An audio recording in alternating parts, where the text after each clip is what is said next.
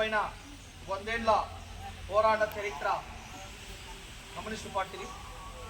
ప్రధానంగా ఇంతకుముందుకు మిత్రులు చెప్పినట్టు రష్యాలో విప్లవం జయప్రదమైన తర్వాత 1917లో రష్యాలో విప్లవం జయప్రదమైన తర్వాత అదే విప్లవాన్ని భారతదేశంలో కూడా తీసుకొస్తామని చెప్పేసి కొంతమంది ఈ భారతదేశంలో ఉన్నటువంటి పెత్తందరానికి వ్యతిరేకంగా పోరాటం నిర్వహించాలని చెప్పేసి నిర్ణయించుకొని ఈ భారత గడ్డ పైన కూడా ఎర్ర జెండా నిర్వహించడానికి సిద్ధమయ్యారు.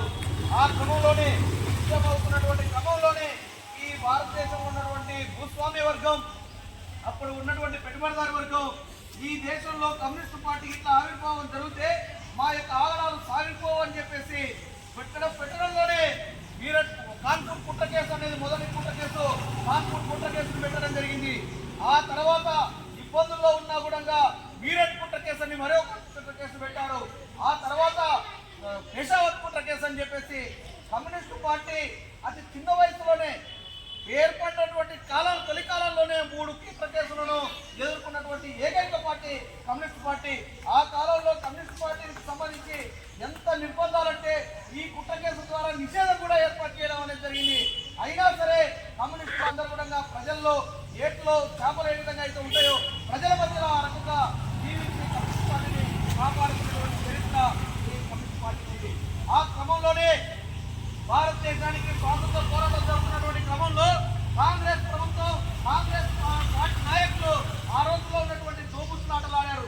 అయ్యా మాకు కొన్ని ఓడలు ఇవ్వండి, మాకు కొన్ని బస్సులు ఇవ్వండి, మాకు ఈ ఫ్యాక్టరీలు ఇవ్వండి అన్నాడు.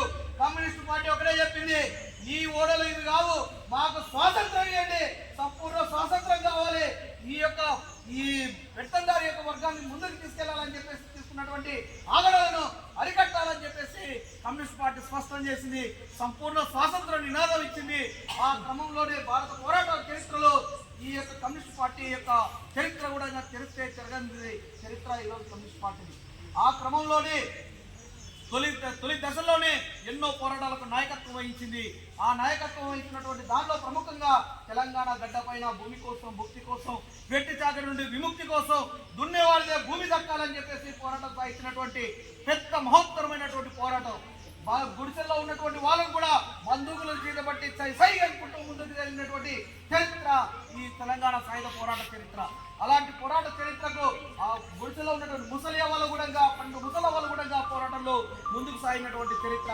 ఆ పోరాటంలో 10 లక్షల ఎకరాల భూమిని పంచినటువంటి చరిత్ర, 4000 గ్రామాలకు గ్రామ స్వరాజ్యాలు ప్రకటించినటువంటి చరిత్ర, 5000 మంది అమరులను పునఃప్రాయంగా తన ప్రాణాలను సైతం వదిలేసుకున్నటువంటి చరిత్ర ఎర్ర జెండాకు. అంతటి మహనీయతమైనటువంటి చరిత్ర ఈ యొక్క తెలంగాణ గడ్డపైన జరిగినటువంటి సాయుధ పోరాట చరిత్ర. ఇక్కడే కాదు, కేరళలో పోరాట చరిత్ర, బెంగాల్లో చరిత్ర, ఒడిశాలో ఆదివాసుల చరిత్ర, ఈ త్రిపురలో ఆదివాసుల చరిత్ర. ఏ రకంగా చూసుకున్నా ప్రతి ఎక్కడ అడుగునా ఈ దేశంలో ఎక్కడ ప్రజా ఉద్యమాలు జరిగితే ఆ ప్రజా ఉద్యమాలకు నాయకత్వం వహించింది కమ్యూనిస్టు పార్టీ. అంతటి కమ్యూనిస్ట్